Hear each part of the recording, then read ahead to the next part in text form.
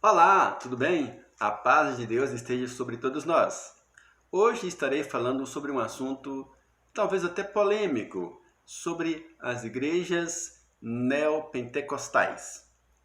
Uma pessoa que não conhece muito das igrejas evangélicas, que não é evangélico, pode muitas vezes agrupar todas as igrejas evangélicas como se fossem apenas uma, mas elas são diferentes. Se vocês ainda não conhecem, se alguém que ouvir o vídeo, que ver o vídeo, não sabe diferenciar, eu vou falar exatamente sobre as diferenças de todas essas igrejas, mas eu irei falar sobre um tipo de igreja, na verdade, que estão bem diferentes das demais igrejas evangélicas. As igrejas evangélicas, elas começaram na Reforma Protestante e que são as igrejas tradicionais. Entre estas igrejas tradicionais, há as igrejas que são da linhagem arminiana, há as igrejas entre os reformados, as igrejas presbiterianas e entre outras tradicionais arminianas, as batistas, e depois veio outras igrejas, chamado talvez de primeira onda, segunda onda, terceira onda. Primeira onda, reforma. Segunda onda, o movimento pentecostal. E, por último, o movimento neopentecostal. As igrejas pentecostais, elas surgiram no início do século passado, enfatizando os dons do Espírito Santo, enfatizando a cura. Estas são igrejas pentecostais. Mas no século passado, na década de mais ou menos 70, 80, surgiram igrejas chamadas de neopentecostais, que são igrejas que foram muito além do que os pentecostais foram, na verdade, né? Houve uma abordagem aí que acredito que seja extra-bíblica, uma interpretação que vai além do que a teologia pode consubstanciar nas Sagradas Escrituras. Algumas destas igrejas neopentecostais, que são diferentes de todas as outras igrejas evangélicas, são as igrejas Universal do Reino de Deus, Internacional da Graça, Mundial do Poder de Deus, Renascer em Cristo. Tem várias outras, tá? Mas são as mais conhecidas aqui no Brasil. Para início, né, de conversa, eu já vou pontuar algumas coisas que são características destas igrejas. Geralmente, as igrejas neopentecostal têm uma cosmovisão, uma visão de mundo diferente. Por quê? Porque elas atribuem que todos os males que acontecem no mundo, ou quase todos eles, advêm da intervenção de um demônio, de Satanás. Ou seja, eles responsabilizam o diabo por quase todas as coisas ruins que acontecem no mundo. A mulher traiu o marido, ou o marido traiu a mulher, brigas, pobreza, perda de emprego, doença. Tá com a doença na perna, é incurável, o demônio tá ali na perna da mulher, ou algo assim, ou do homem, ou seja quem for. Ou seja, essa atribuição aos males que acontecem no mundo, a todos esses males, ao demônio, todas as coisas ruins. Essa é uma cosmovisão de um mundo povoado por espíritos malignos que fazem o mal, e que a igreja está aí para expulsar, exorcizar as pessoas com esses demônios, expulsar esses demônios. Esta é uma visão, é a visão de mundo destas igrejas, destes pregadores.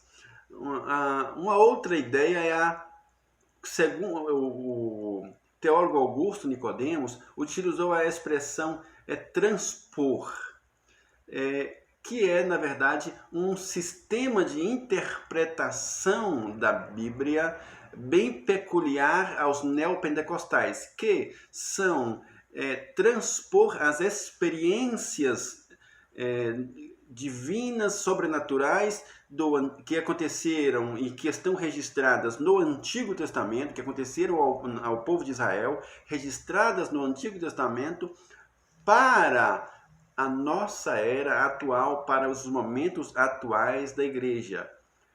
E aquilo era experiências, aquilo que está registrado ao povo de Israel, que está registrado no Antigo Testamento, acontecimentos e milagres, ao povo de Israel, aos profetas, aos sacerdotes, são experiências particulares. E Emerson, quer dizer que esses milagres não acontecem mais hoje, segundo a sua visão, acabou, cessou? Não é isso. Pode acontecer vários dos milagres que aconteceram ao povo de Israel, hoje em dia, em qualquer nação, em qualquer lugar do mundo. É o que eu acredito. Porém, nós não podemos reproduzir isso. Nenhum líder espiritual pode reproduzir experiências, porque a experiência é um acontecimento que aconteceu. Deus, em determinado momento, quis agir daquela forma, mas nós não temos controle sobre a experiência, porque as experiências não são reproduzíveis. E principalmente experiências ligadas a um contexto histórico a uma determinada nação. Ou seja, pode acontecer, mas não devem serem reproduzíveis em nosso tempo e nós pregarmos a reprodução de milagres que aconteceram e que estão registrados no Antigo Testamento. Então não é esse o sistema de interpretação teológico que todas as outras demais igrejas cristãs utilizam. Uma outra posição, na verdade, das igrejas neopentecostal é a confissão positiva. Se eu não me engano, um dos primeiras pessoas a pregar sobre a confissão positiva na igreja evangélica foi Kennedy Hagin. Eu não sei se o nome é exatamente isso, mas parece isso, Kennedy Hagin. Ele foi um dos primeiros, inclusive eu cheguei a ler um livro dele quando ainda era criança, e eu até achei interessante, mas na verdade não há nenhum teor teológico e as expressões bíblicas que são colocadas não têm contexto, não se podem ser aplicadas porque ela não possui um contexto para explicar. Então utiliza-se de alguns versículos e jogam esses versículos sobre os cristãos, sobre o povo e diz, está vendo, isso deve ser feito assim, tem que ser feito assim. Ou seja, essa ideia de confissão positiva, você determina a bênção tem que acontecer, Deus já fez para você, é só agarrar, desse jeito, exija a bênção, reivindique o milagre. Isso é totalmente extra-bíblico, né? E isso não só extra-bíblico, é até contrário, até antibíblico, até contrário ao que as escrituras ensinam sobre milagre. Acredito em milagre, milagre acontece, isso vem de Deus, isso está de acordo com a vontade de Deus e não a minha vontade. A confissão positiva prega que Deus sempre quer curar uma pessoa, que Deus sempre quer fazer um milagre, que Deus sempre quer prosperar alguém, e isso não é verdade. Pode ser que Deus não queira curar determinada pessoa, pode ser que Deus não queira fazer tal milagre, mas a confissão positiva acredita que todos os milagres já estão prontos. Falta você falar e vai acontecer se você tiver fé. E se não acontecer, foi culpa sua porque você não teve fé. Isso é também uma visão das igrejas neopentecostais. Batalhas espirituais também, batalhas contra demônios, que existem demônios, também tem que haver uma batalha espiritual para destruí-los. Possessão demoníacas de crentes. Aliás, eles trabalham muito com possessão demoníaca. E como diz que tudo é demônio, então tem muito demônio por aí, tem muito demônio a serem expulsos. Então há um grande exorcismo nessas igrejas e muita expulsão de demônio. O que eu tenho um pé atrás, porque na verdade existem muitas coisas que na verdade não são demônios e existem muitos trabalhos que acabam na verdade levando as pessoas a agirem de determinada forma que não tem nada a ver com espiritualidade e apenas uma certa confusão nas igrejas, né? Essa questão de expulsar demônios de crente, por exemplo, não existe nenhum crente verdadeiro, nenhum cristão que tem Deus na vida de fato ficaria endemoniado. Não existe nenhuma base. Mas Pedro, uma vez Jesus falou que sai da reda de Satanás. Olha, Jesus não estava falando sobre Pedro, ele foi direto sobre Satanás, e não a Pedro, e não que Pedro estivesse endemoniado, mas que Pedro foi tentado, mas não estava possesso, algo assim, uma interpretação toda errada. Mas Saul no Antigo Testamento, ele nem era cristão, aliás, ele não era de Deus, né? Obviamente que naquela época não existia cristianismo, mas ele de fato não era um servo de Deus, e por isso que Satanás realmente apossou da vida de Saul. Ele não pode ser exemplo, porque ele não era uma pessoa que realmente seguia a Deus. E um dos pontos mais fortes do movimento neopentecostal é a teologia da prosperidade, como todos sabem, né? O que ensinam muito é que você deve e pode, né, ser abençoado. Abençoado tem a ver nessas igrejas com receber bênçãos financeiras, riquezas, dinheiros, saúde, mas principalmente dinheiro. E essa visão de que você pode, que é seu direito e que Deus vai te enriquecer. Você ajuda a Deus com seus dinheiros, com seus recursos, você se sacrifica, inclusive usa muito essa expressão, sacrifica para Deus e Deus vai recompensar você. Deus vai te abençoar com milagres, Deus vai te abrir portas de empregos, e não que Deus não faça isso. Deus faz sim, mas a visão das igrejas neopentecostais há uma grande ênfase sobre isso. Isso é o principal, é o foco central, na verdade, da igreja. E Deus pode fazer milagre, Deus pode abençoar as pessoas, mas não que as pessoas sempre serão abençoadas, e não que sempre é a vontade de Deus que todas as pessoas receberão bênçãos financeiras. Isso essa doutrina da teologia da prosperidade, com ênfase de que todos os cristãos merecem, devem e podem receber bênçãos financeiras, também não é uma visão que pode ter uma base teológica, uma base bíblica. E geralmente, quase não, né? Todas as igrejas neopentecostais, elas têm um outro ponto muito forte, que são a utilização de objetos, de apetrechos, como se fossem talismãs para as pessoas receberem milagres e curas. Vou tentar lembrar alguns aqui. Sal grosso, rosa ungida, manto ungido, lenço do apóstolo Paulo, pulseirinhas.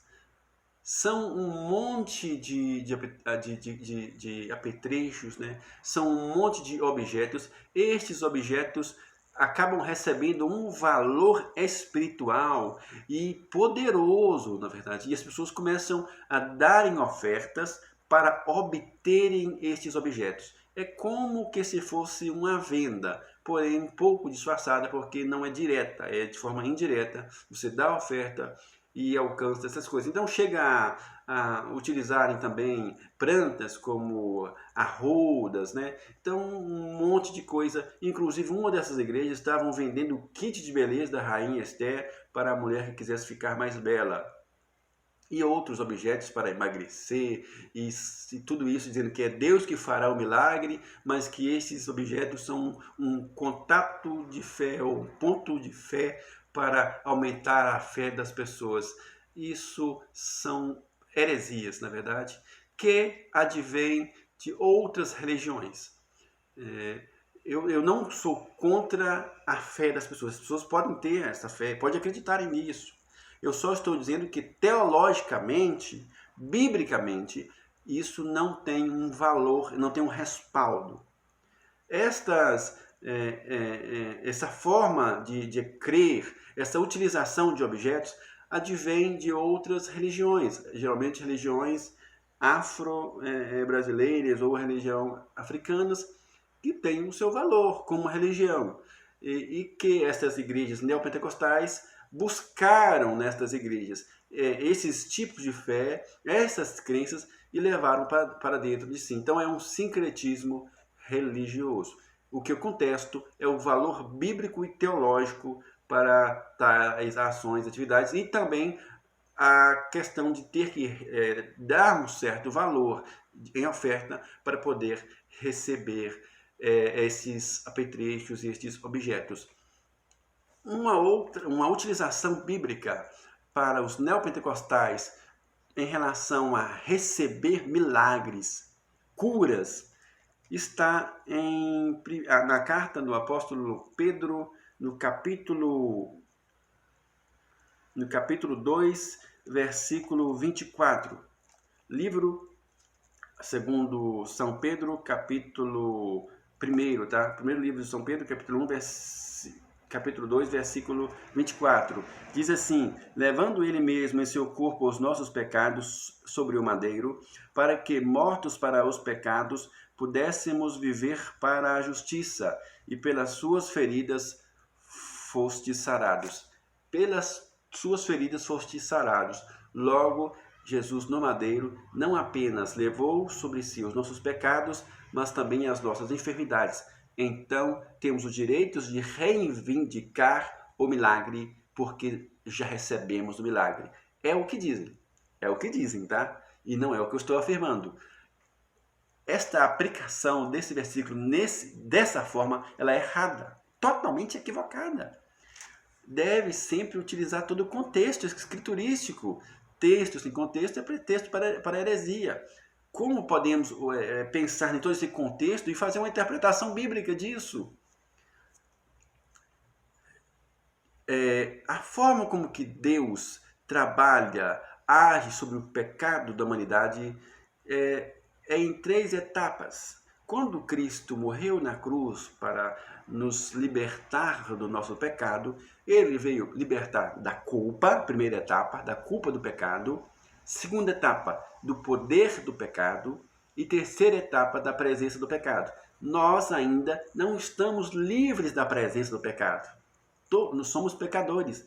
Todos nós humanos pecamos. Ou seja, Cristo morreu na cruz para nos livrar do pecado, para nos livrar desta condenação do pecado, para nos livrar do poder do pecado. Da culpa, à medida que acreditamos em Cristo, estamos livres da culpa do pecado. Do poder do pecado, isso é gradativo. É a santificação, e estamos aos poucos nos livrando do poder do pecado e a presença do pecado. Isso, segundo os pentecostais, no arrebatamento da igreja, ficaremos livres da presença do pecado. Segundo aqueles que não acreditam no rapto, no arrebatamento da igreja, na ressurreição dos crentes em Cristo Jesus, então, nessa ressurreição dos mortos, aí estaremos totalmente livres da presença do pecado. 3 etapas. Assim também a cura do corpo total. Receberemos total cura do corpo e não mais morreremos. Nada que o mundo aí possa nos afetar. Isso acontecerá ou no arrebatamento da igreja para os pentecostais, ou para os que não pentecostais, para posteriormente, exatamente no momento da ressurreição corporal, da ressurreição do corpo, quando Cristo de fato ressuscitar todas essas pessoas. E é aí que consumará de fato tanto a libertação total de todos os pecados, da presença do pecado, na verdade, como também de todas as doenças e enfermidades. Mas isso não pode ser aplicado no passado, como Jesus fez isso, então devemos estar livres de todas as doenças e enfermidades. Aplicação errada por causa de uma interpretação errada. Existem muitas outras coisas, mas para o vídeo não ficar muito longo, vou me ater a apenas estas coisas, tá bom? Deus abençoe vocês, um grande abraço.